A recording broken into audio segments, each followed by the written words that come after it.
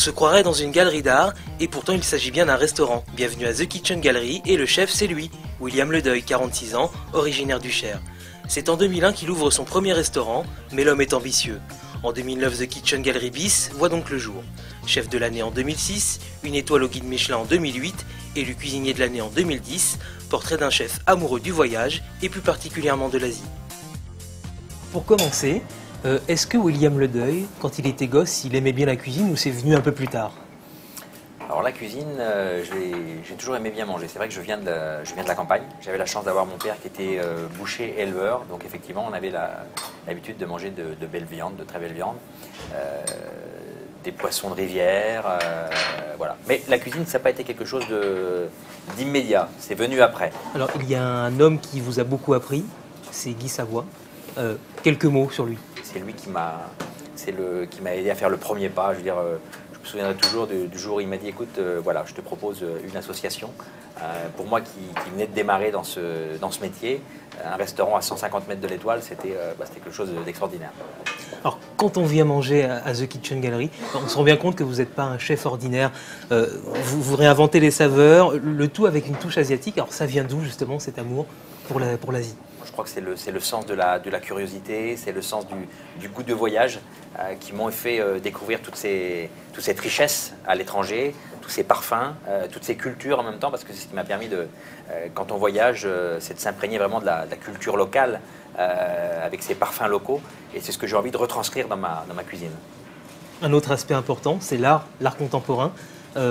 L'art vous inspire, est-ce que vous ne seriez pas un artiste, tout simplement? Effectivement, on est dans une démarche artistique, on se nourrit de l'environnement dans lequel on va se trouver. Ça va être des éléments, ça va être la nature, ça va être, je dirais, des lieux culturels, de l'architecture, d'exposition, de toutes sortes de choses. Et je crois que c'est cette façon de capter l'extérieur et l'environnement qui fait qu'on s'enrichit et après, on déborde d'idées. Il y a plusieurs produits que vous bannissez de vos cuisines, je crois, tout ce qui est beurre, farine, sel. Vous n'êtes pas perçu comme un traître dans le milieu? Je ne fais que ce que j'aime faire et uniquement ce que j'aime manger. Après, effectivement, c'est un métier de partage, donc j'adore le faire partager aux autres.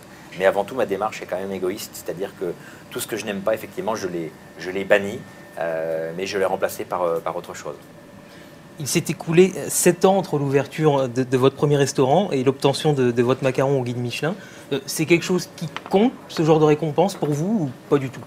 Écoutez, ça serait faux de dire que ça ne compte pas. Effectivement, le jour où ça arrive, on est content, on est fier. Mais c'est vrai que ce n'est pas quelque chose auquel j'ai attaché une importance folle. The Kitchen Gallery, The Kitchen Gallery bis. Comment va s'appeler le troisième restaurant? Le troisième restaurant, écoutez... Il n'est pas encore, il est juste encore dans les cartons des projets avec des idées effectivement. Ça ne sera pas le Kitchen Gallery Terre, j'en sais rien, mais j'ai aussi des idées, je dirais, sur quelque chose d'encore plus abordable, encore plus proche du grand public. Donc j'ai déjà mes petites idées. Vous êtes plutôt viande ou poisson? Je suis plutôt légumes. Et après, poissons, coquillages, mais je dirais qu'en produits de la mer, c'est vrai que j'aurais des préférences pour les crustacés, pour les coquillages et les agrumes aussi, une grosse importance dans ma cuisine. Sucré ou salé? Ou les deux mélangés? Les deux, c'est les combinaisons parce que c'est l'équilibre entre l'acide, le sucré, le pimenté qui fait le goût. Et effectivement, je privilégie ni le sucré ni le salé.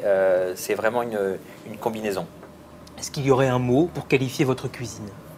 Contemporaine, tout simplement.